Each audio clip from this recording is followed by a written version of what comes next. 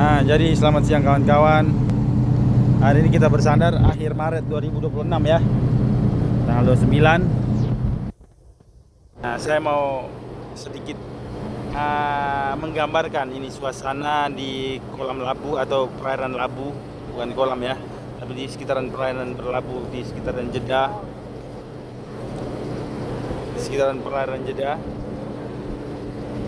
Nah, jadi kalau kita flashback kawan-kawan, kita flashback ke beberapa abad yang lalu atau sekitar 10 hingga ya sekitar 10 abad atau 9 abad yang lalu. Jadi 10 abad atau 9 abad yang lalu perairan ini merupakan perairan yang bisa dibilang perairan bersejarah bagi masyarakat muslim di Indonesia. Kenapa saya bilang perairan bersejarah? Karena sejak pertama kali Islam masuk ke Indonesia, kalau di catatan sejarah itu abad ke-13 atau 1200-an lah ya. Sekitar abad ke-13 1200-an, atau mungkin ada catatan-catatan yang menunjukkan bahwa Islam masuk lebih cepat daripada itu di Aceh, ya kan? Mungkin maka sejak itu juga mulailah muncul kebiasaan atau tradisi kita sesuai dengan ajaran rukun Islam untuk naik haji atau umroh ya. Di zaman dulu saudara-saudari kita yang muslim yang hendak naik haji, mereka tidak menggunakan pesawat saudara, karena tidak ada pesawat, belum ada itu. Mereka tidak juga menggunakan kapal-kapal seperti sekarang, kapal-kapal modern seperti sekarang. Mereka menggunakan kapal-kapal dagang yang menggunakan kapal-kapal layar ya, yang menggunakan dayung jika hendak berolah gerak, namun jika sailing di tengah laut menggunakan layar. Nah, ini kita bisa bayangkan sekitar beberapa 10 atau 9 abad yang lalu ketika Islam pertama kali masuk Indonesia. Itu orang-orang masyarakat Indonesia dari Indonesia menuju ke Saudi Arabia tidak melalui Riyadh.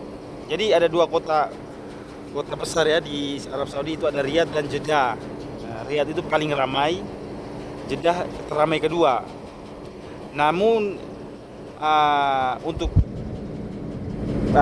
konteks naik haji, maka masyarakat Indonesia zaman itu mendatangi kota Jeddah, bukan mendatangi kota Riyadh. Padahal kota Riyadh itu ada di timurnya Saudi Arabia. Jadi lebih dekat jika kita berlayar dari Indonesia ke Riyadh dibanding kita harus berlayar ke Jeddah. Karena kalau jika berlayar ke Jeddah kita harus memutar dulu lewat selatannya Timur Tengah, yaitu kita harus melewati Oman dan Yaman ya, jika teman-teman lihat di peta. Nah, namun kenapa Jeddah menjadi pilihan walaupun lebih jauh daripada Riyadh? Karena di zaman itu belum ada angkutan darat yang memadai, belum ada angkutan darat modern, semuanya serba unta dan jalan kaki, sehingga masyarakat zaman itu menggunakan kapal dagang berbulan-bulan dari Indonesia, selepas dari Selat Karimata atau Selat Malaka, ataupun berangkat dari Padang, dari sisi baratnya Sumatera. Maka pedagang-pedagang itu bisa menghabiskan waktu berbulan-bulan bersama para calon jamaah haji itu, para jamaah haji, berbulan-bulan, karena kapalnya masih singgah di beberapa tempat. Kapalnya singgah di beberapa tempat, antara lain di sisi daratan Asia ya.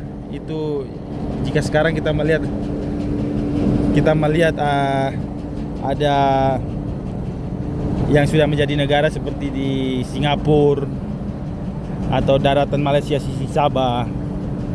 Di zaman itu kan masih banyak kerajaan ya. Ada juga yang terlebih dahulu singgah di India, ataupun sebelum ke India singgah dulu ke Thailand karena berdagang, saudara-saudari.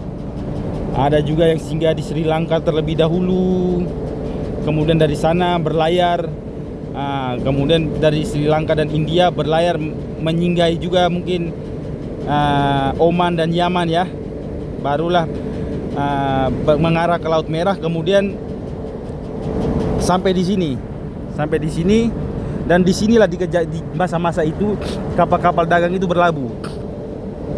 Jika tidak berlabuh, bersandar di sana. Namun tentu pelabuhannya berbeda sekali ya, kondisinya sangat-sangat berbeda, tapi perairannya tetap biru seperti ini kawan. Dan daratan-daratannya juga masih lebih luas lagi di ini. Seperti pulau kecil ini mungkin dulu lebih luas dibandingkan sekarang berabad-abad yang lalu.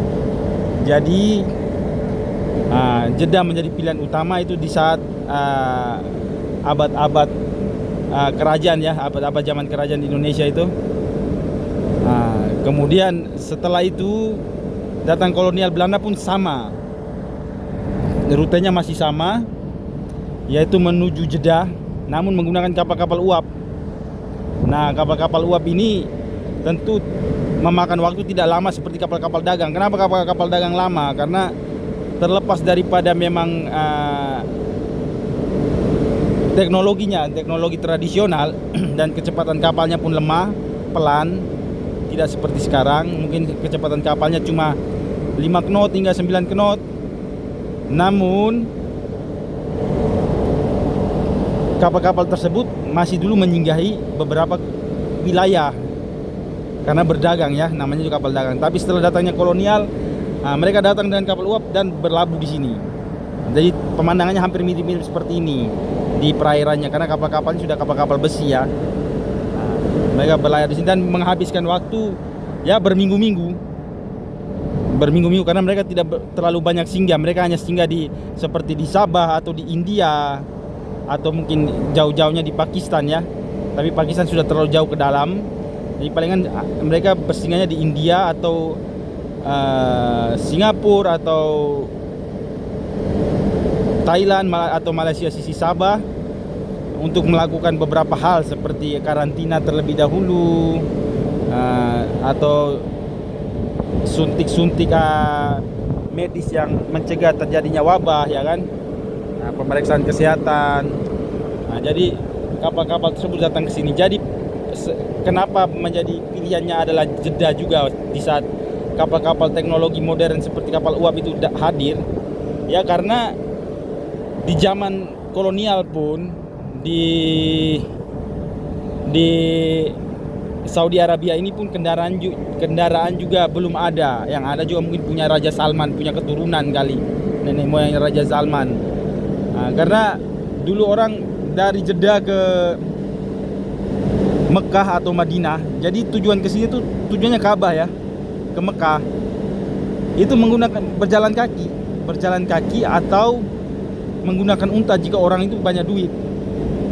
Sedangkan jika turun di Riyadh yang di sisi timur, itu maka perjalanan itu jauh sekali, seperti dari Banyuwangi menuju ke Jakarta atau menuju ke Anyer, ya kan?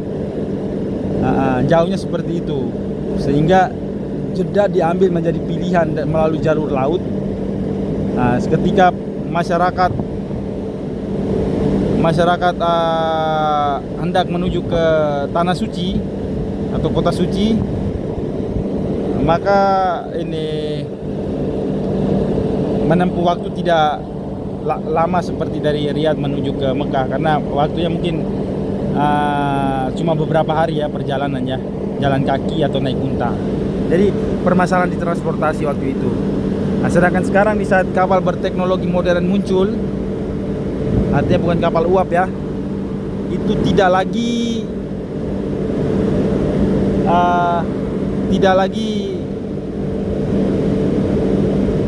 fokus hingga saat ini, karena walaupun kapal-kapal modern itu muncul setelah Indonesia merdeka pun tetap rutenya tetap sama dari Jeddah menuju Jeddah, dan Jeddah mungkin menggunakan angkot, menggunakan bus atau apa waktu itu ya di zaman-zaman itu. Namun untuk meminimalisir jarak, maka tetap Jeddah masih menjadi pilihan hingga berakhirnya angkutan laut untuk haji dari Indonesia sekitar tahun 80-an.